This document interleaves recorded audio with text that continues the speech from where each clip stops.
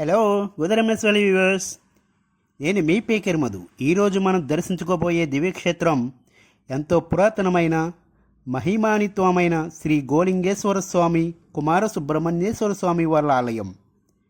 ఎక్కడైనా పరమేశ్వరుడు లింగ రూపంలో వెలిసి ఏకలింగ రూపంలో ఉంటాడు. కానీ ఈ పుణ్యక్షేత్రంలో మరి ఎక్కడా లేనటువంటి విధంగా 3 శివలింగాల రూపంలో దర్శనమిచ్చే దివ్యక్షేత్రమే ఈ బిక్కవోలు శ్రీ గోలింగేశ్వర స్వామి కుమార సుబ్రహ్మణ్యేశ్వర స్వామి వాళ్ళ ఆలయం.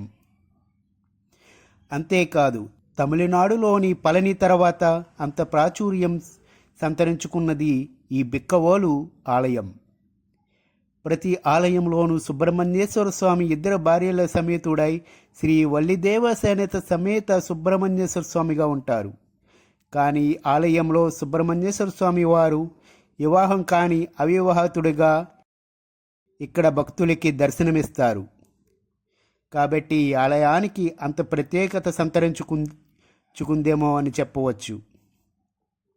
ఈ ఆలయాన్ని తూర్పు చాళుక్యుల రాజు 3వ గుణగ విజయ ఆదిత్య క్రీస్తు శకం 849-892 శతాబ్దం మధ్య నిర్మించాడని చారిత్రక ఆధారాల ద్వారా తెలుస్తుంది. ఆలయ గోపురాలపై ఉన్న అద్భుతమైన శిల్పాలు ద్రావిడ వాస్తు శిల్పశైలిని పోలి ఉంటాయి. ఈ ఆలయంలో రాహుకేతు పూజలే కాకుండా కాలసర్ప దోషాలకు కూడా పూజలు అభిషేకాలు చేస్తారు. అంతేకాదండోయ్, పిల్లలు లేనివారు సంతానం కోసం నాగుల చీరను ఆలయంలో ఇచ్చి తర్వాత స్వామివారి దగ్గర ఉంచి మరలా మనకిస్తారు. ఈ చీర కట్టుకుని ఆలయం వెనుక భాగంలో ఆ రాత్రి నిద్రిస్తే సంతానం కలుగుతుందని ఎంతో ప్రసిద్ధి చెందింది. ఈ ఆలయం వివరాలు అలాగే ప్రత్యేకతల గురించి ఈ ఆలయ ప్రధాన అర్చకులు శ్రీ కొడమంచిలి సత్యనారాయణ గారు మాటల్లో తెలుసుకుందాము. మన ఛానల్ కొత్తగా చూస్తున్న వారైనా ఉంటే సబ్స్క్రైబ్ చేసి ఒక లైక్ చేయండి. మీరు చేసే ఒక లైక్ మన హిందూ దేవాలయాల చరిత్ర మరికొంతమందికి చేరుతుంది.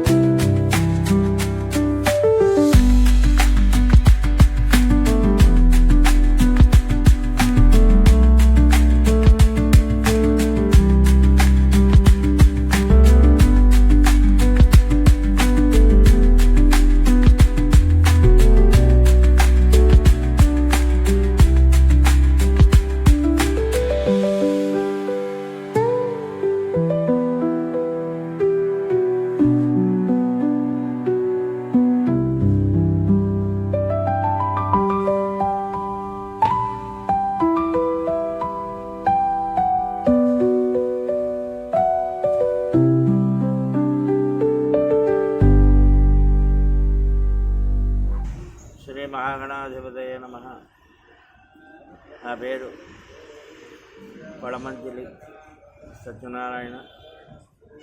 ఈ దేవస్థానం నందు ప్రధాన అర్చకులుగా పనిచేస్తున్నాను. ఈ గ్రామం బిక్కోవల్ అనే గ్రామం మనకి కాకినాడ గ్రామానికి 32 కిలోమీటర్లు, అలాగే రాజమండ్రికి 34 కిలోమీటర్ల దూరంలో ఉంది. ఈ రెండువాటి మార్గ మధ్యలో ఉంది ఈ దేవాలయం. ఈ దేవాలయం మనకి 8, 9 శతాబ్ద నాటిగా శాసనాల ద్వారా తెలుస్తున్నాయి. ఇది తూర్పు చాళుక్యుల కాలం నాటిది. పంచారామాల కన్నా మనకి 200 సంవత్సరాల ముందుగా అని చెప్పి చారిత్రాత్మకంగా తెలుస్తున్నాయి. ఇందులో భాగంలో మనకి ఈ బిక్కవోలు అనే గ్రామాన్ని ఇప్పుడు పూర్వం విరుదాంకపురము అని చెప్పి పిలుచుకునేవారు. కాలగమనంలో వచ్చేటప్పటికి దీన్ని బెక్కన్నవోలు అన్నారు. తర్వాత బిక్కవోలుగా పిలుచుకున్నారు. ఇప్పుడు ఇక్కడ ఈ తురుష్కుల వాళ్ళు సంహరించినప్పుడు ఆ పాప పరిహారార్థం 101 శివాలయాలు చాణక్యులు నిర్మించినట్లుగా మనకి తెలుస్తున్నాయి. ప్రస్తుతంలో ఈ ఆలయంలో మనకి 3 శివాలయాలు దర్శనమిస్తూ ఉంటాయి. ప్రధానంగా ఉమా పార్వతీ సహిత గోలింగేశ్వరుడు. ఈ ఆలయ ప్రాంగణంలో ఉపాలయాలుగా శ్రీ బాలా త్రిపుర సుందరి సహిత చంద్రశేఖరుడుగా మరియు రాజరాజేశ్వరి సహిత రాజరాజేశ్వరుడిగా కూడా ఆలయాలు మనకి దర్శనమిస్తూ ఉంటాయి. దీనికి త్రిలింగ క్షేత్రం అని కూడా మనకి పూర్వీకులు చెప్పడం జరిగింది. అలాగే ఇక్కడ ఈ ఆలయం యొక్క విశిష్టత మనకి లోపల గర్భాలయంలో గణపతి, భద్రకాళి సమేత వీరభద్రుడు, ఉమాపార్వతీ సమేత గోలింగేశ్వరుడు, కుమార సుబ్రహ్మణ్య స్వామిగా స్వామిని ఇక్కడ శాలిగ్రామ శిలరూపంలో మనకు దర్శనమిస్తూ ఉంటాయి. ఇక్కడ ప్రధానంగా ఇది దేవాదాయ ధర్మాదాయ శాఖ వారి దాంట్లో శ్రీ గోలింగేశ్వర స్వామి వారి దేవస్థానంగా చెప్పబడుతూ ఉంటుంది. ఇక్కడ ఈశ్వరుడి యొక్క స్థితి గురుస్థానంలో ఉన్నది.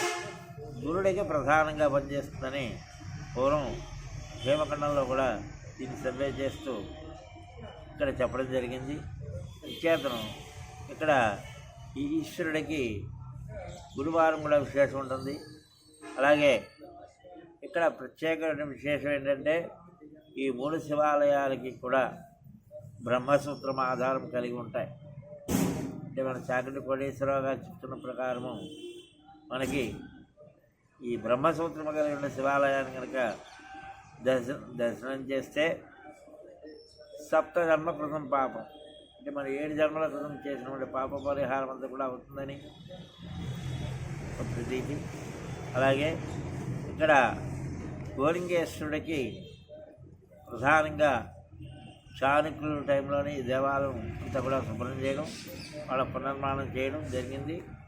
వాళ్ళు కొంతకాలం దీన్ని పరిపాలన చేయడం, తద్వారా తర్వాత దీన్ని పెద్దాపురం మహారాజా వారు ఉత్సవాయి సూర్యనారాయణ తిమ్మపతి మహారాజా వారు కూడా ఈ ఆలయాన్ని దగ్గర వాళ్ళు కూడా దీనికి ఆలయాన్ని అభివృద్ధి చేసినట్లుగా తెలుస్తోంది. అది ఎలా అంటే పూర్వం రోడ్డు మార్గాలు అది లేకపోవడం చేత తూములు మార్గాల ద్వారా, అంటే అలాగే మనకి పెద్దాపురం నుంచి ఈ బిరుదాంగపురం అంటే బిక్కవోలు అనే ఊరికి పెద్ద తూము మార్గం ఒకటి ఉండేదని, ఆ మార్గం ద్వారా వారు ఈ గ్రామానికి వచ్చి ఇక్కడ ఈ స్వామి ఉన్న చోట ఈ ప్రదేశం అంతా కూడా వత్సమైనతోనూ ఇసుక దెబ్బలతో కూడా కలిగి ఉండడం చేత ఆయనకి 1000 గోవులు ఉండేవి మహారాజా వారికి. ఆ గోవులన్నీ కూడా మేత నిమిత్తం ఇక్కడ ఉదయం వేళ తీసుకురావడం, సాయంకాల వేళ సమయాల్లో తీసుకువెళ్ళిపోతూ ఉండడం జరుగుతూ ఉండేది.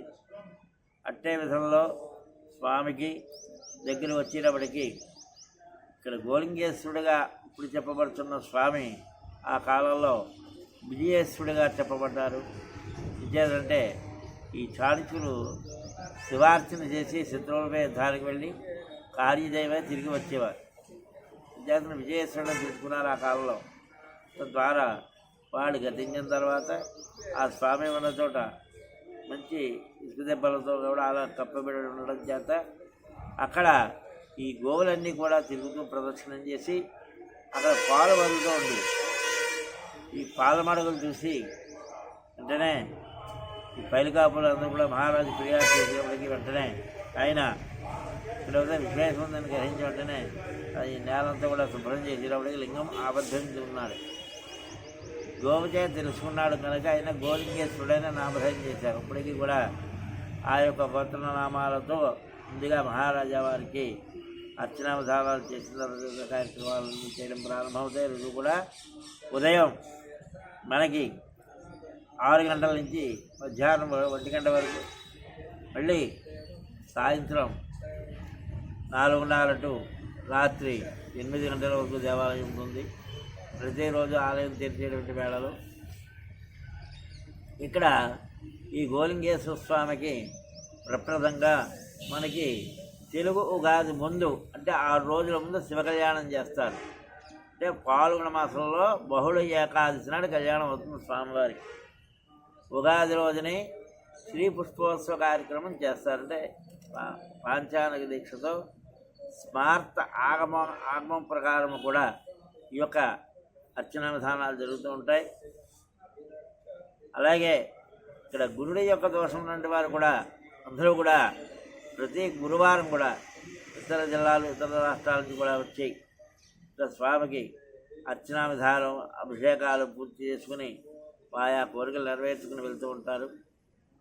ఇక్కడ ప్రధానంగా స్వామి గోలింగేశ్వరుడుగా చెప్పబడడం తర్వాత ఇందులో ఆలయంలో దక్షిణముఖంగా స్వామి కుమార సుబ్రహ్మణ్యేశ్వర స్వామి వారు బ్రహ్మచారిగా కొలువుదేరి ఉండడం, ఈ స్వామివారికి గర్భాలయంలో ఎడమ భాగంలో స్వయంభూంగా వెలిసినటువంటి పుట్ట వల్మీకము ఇప్పటికీ కూడా స్వామి సర్పరూపేణ దర్శనమిస్తూ ఉండడం, భక్తులకి దర్శనం అవుతూ ఉండడం జరుగుతూ ఉంటాయి. అలాగే ఈ స్వామికి ప్రధానంగా జాతకంలో చెప్పబడిన విధంగా కాలసర్ప దోషాలు కానీ, వివాహాలకు కానీ, సంతానానికి కానీ, ఆరోగ్యానికి కానీ, రుణ విమోచనానికి కానీ, అధికార కారణాలకు కానీ, దేనికైనా సరే మనం జాతకంలో ఉన్నటువంటి విధానంగా కానీ వీరి ప్రత్యేక అర్చన విధానాలు కూడా జరుగుతూ ఉంటాయి. అందులో భాగంలో ఇక్కడ స్వామి ఆలయాన్ని ఉత్తరం నుంచి దక్షిణముఖంగా చూస్తున్నారు కనుక దీన్ని అంగారక క్షేత్రంగా చెప్పబడుతోంది. ఇక్కడ అభిషేకార్చన చేసుకున్న ప్రతి భక్తుడికి కూడా కుజుడు, రాహు, కేతువు ఈ 3 గ్రహాల యొక్క దోషం పరిహారం అవుతుంది. అలాగే కాలసర్ప దోషం యొక్క పరిహారం అవుతుంది. అలాగే ఈ స్వామివారికి అత్యంత ప్రీతికరంగా మనకి మంగళవారాలు కానీ లేదా స్వామి యొక్క జన్మ నక్షత్రం కృతికా నక్షత్రం కానీ లేదా ప్రతి నెల వచ్చేటువంటి షష్ఠి అంటే శుద్ధము బహుళము 2 షష్ఠులు కూడా బహుళము శుద్ధము కూడా షష్ఠి తిథి నుండి కానీ పౌర్ణమి నుండి కానీ అమావాస్య నుండి కానీ ఆయా తిథుల్లో విశేషంగా చేసినట్టయితే స్వామి యొక్క అనుగ్రహం భక్తులకి పరిపూర్ణంగా ఉంటుంది. వాళ్ళకి అనుకున్నటువంటి కారణాలు పూర్తి మళ్ళీ పునర్దర్శనం అవుతూ ఉంటాయి. ఇందులో ప్రధాన భాగంలో ఈ సుబ్రహ్మణ్య స్వామికి ఇక్కడ బ్రహ్మచారిగా ఉన్నాడు కనుక ఈ గ్రామం అంతా కూడా ఇక్కడ ప్రతి సంవత్సరం మార్గశిర మాసమునందు అంటే మార్గశిర శుద్ధ షష్ఠి రోజున స్వామివారికి బ్రహ్మచారిగా ఉన్నాడు కనుక మనకి 5 రోజుల వేడుకల కింద చేస్తారు సుబ్రహ్మణ్య స్వామికి. ఇక్కడ అంటే దీనినే కుమార సుబ్రహ్మణ్య స్వామివారి షష్ఠి మహోత్సవాలు అంటారు. దీనికి ప్రధానంగా సుమారుగా ఒక 2 లక్షల మంది ఆ తిథి నాడు ఇతర రాష్ట్రాలు, ఇతర విదేశీ శిస్తులు, అలాగే గ్రామస్తులు, ఇతర గ్రామాల వాళ్ళు, జిల్లాల వారిగా ఎక్కడైనా ఈ చుట్టుపక్కల నుంచి వచ్చి ఈ స్వామికి మొక్కుకుంటూ ఉంటారు ఆ రోజున. కారణం, సంతానం వరకు వచ్చేటువంటి ఆడవాళ్ళందరూ కూడా ఆ రోజున నాగులు చీర అనేది తెచ్చుకుంటారు. వాళ్ళు తెచ్చుకొని ఆ భక్త స్వామికి అత్తలం నాగుల చీర అవి ఇచ్చిన తర్వాత స్వామివారి ఆ పుట్టమే పెట్టి అర్చన చేసి ఆ ప్రసాదం ఆ ఆడవాళ్ళకి ఇస్తారు. ఇచ్చిన తర్వాత వాళ్ళు ఆ చీర ధరించి ఆలయం వెనక భాగంలో, అంటే ఆలయ ప్రాంగణంలో ఒళ్ళు దండాలుగా పడుకుని ఉంటారు. స్వామి వారిపై ఉండడం చేత వారికి గోవులు కానీ, దేవాలయాలు కానీ, పుణ్యక్షేత్ర సందర్శనం కానీ, లేదా బ్రాహ్మణులు కానీ, అలాగే ఇలాంటి మంచి స్వప్నాలు కనుక వచ్చినట్టయితే వారికి వెంటనే సంతానవతులు అవుతారని మనకి ప్రతీతి. అలాగే వాళ్ళ సంతానం కలిగిన తర్వాత వాళ్ళు మళ్ళీ ఆ పిల్లలు ఇక్కడ తీసుకువచ్చి నామకరణం, అన్నప్రాసన, అక్షర స్వీకారం చేసుకుంటూ ఉంటారు. ఇక్కడ కుమార సుబ్రహ్మణ్యేశ్వర స్వామి అన్నది మాకు ఇక్కడ కృష్ణా జిల్లా కానీ, ఈస్ట్ వెస్ట్ జిల్లాలు కానీ ఎక్కడైనా సరే ఇక్కడే ప్రధాన క్షేత్రం. ఈ క్షేత్రం తప్పితే మనకి పళని వెళ్ళాలి, తమిళనాడు. కుమారక్షేత్రంలో 2 గణం చెప్పబడుతున్నాయి. ఎక్కడికి వెళ్ళినా వల్లి దేవసేన సుబ్రహ్మణ్య స్వామి ఉంటారు. ఇక్కడ కుమార సుబ్రహ్మణ్యం బ్రహ్మచారి. అలాగే షష్ఠి నాడు రాత్రి ఉదయం సర్ప వాహనంచే గ్రామోత్సవం, అలాగే రాత్రి భాగంలో వివిధ మంగళ వాయిద్యాల సంబరం సేవతో పల్లకీ సేవ, మరునాడు స్వామివారికి రథోత్సవం కూడా చేస్తూ ఉంటారు. ఇక్కడ ఈ బెక్కవోల గ్రామంలో అత్యంత ముఖ్యమైనటువంటి, చాలా శుభప్రదమైనటువంటి పండుగ ఈ మార్గశిర మాసంలో షష్ఠి. కాబట్టి భక్తులు వారి నక్షత్ర రీత్యా కానీ, నామ నక్షత్ర రీత్యా కానీ, ఎలాగైనా సరే వారికి ఏ కారణమైనప్పటికీ కూడా ఈ సుబ్రహ్మణ్య స్వామికి ఆరాధన చేసినట్టయితే తప్పనిసరిగా వారి అభీష్టాలు నెరవేరుతాయి, సందేహం లేదు. ఈ దేవాలయం మనకి ఇప్పటికీ 1125 సంవత్సరాలు పూర్తయింది. దీనిని పూర్వం బిరుదాంగపురము, తర్వాత బెక్కన్నవోలు, తర్వాత బెక్కవోలుగా 3 విధాలుగా పేరు మారింది. అలాగే ఈ గ్రామంలో ఈ 3 శివాలయాలు కాకుండా మరొక 3 శివాలయాలు ఇక్కడ ఉన్నాయి. ఈ 3 కూడా పురావస్తు శాఖ వారి ఆధ్వర్యంలో ఉంటాయి. ఇంకేంటంటే తురుష్కుల వాళ్ళ టైంలో ఆ విగ్రహాలు భగ్నం చేసినటువంటి దేవాలయాలు కనుక దేవాలయాలు తలుపులు వేసి ఉంటాయి. మనకి ఈ 3 కూడా దర్శనమిస్తూ ఉంటాయి. ఇక్కడ ఈ స్వామికి ఈ గ్రామం అంతా కూడా మనకి సుమారుగా ప్రతి మంగళవారం కూడా ఈ కుజు దోషాలు ఉన్నటువంటి వారు, వివాహం కావాల్సిన వారు, అలాగే భక్తుల అభీష్టం కొరకు వచ్చి ఇక్కడ అర్చన విధానం చేసుకుంటారు. 7 లేదా 9 లేదా 11 లేదా 21 దీక్షగా చేసుకున్నట్టయితే వారికి అభీష్టం నెరవేరి వారి కోరికలు నెరవేరుతూ ఉంటాయి. సహనా భవతు సహనో భనక్తు సావేరింద్రవావహే తేజస్విరావదే నమస్తు మామద్విషావహే. ఓం శాంతి శాంతి శాంతి. ఇది ఇక్కడ 4 నందులు ఉన్నాయేంటండి? ఇక్కడ ఒక విశిష్టత ఏమిటంటే మనకి ఈ దేవాలయం చాణక్యులు కాలం నాటిదని చెప్పుకున్నాం కనుక వాళ్ళు తురుష్కులపై యుద్ధానికి వెళ్ళినప్పుడు వాళ్ళు సంహరించినప్పుడు మనకి 101 శివాలయాలు కట్టుకున్నట్టుగా చెప్పాం. ఇందులో భాగంలో ఇక్కడ ఆలయ ప్రాంగణంలో మీకు కనబడేటువంటి ప్రతి విగ్రహం కూడా భూమిలో దొరికినవంటివి. వాళ్ళు శివాలయాలు కట్టినప్పుడు భూమిలో ఉండి భూమి నుంచి పైకి తీసినటువంటివి. ఈ ఆలయ ప్రాంగణంలో నందులు కానీ శివలింగాలు కానీ అలాగే మనకి ముఖ మండపంలో నుండి నందులు కానీ ఏవైనా సరే త్రవ్వకాల్లో దొరికినవండి. ఒక ఇత్తడి నంది మటుకు పూర్వం మహాశివరాత్రి నాడు ఈశ్వరుని నందివాహనం మీద ఊరేగించేవారు. అది ఒకటి తప్పించి మిగతావన్నీ కూడా భూమిలో దొరికినటువంటివే.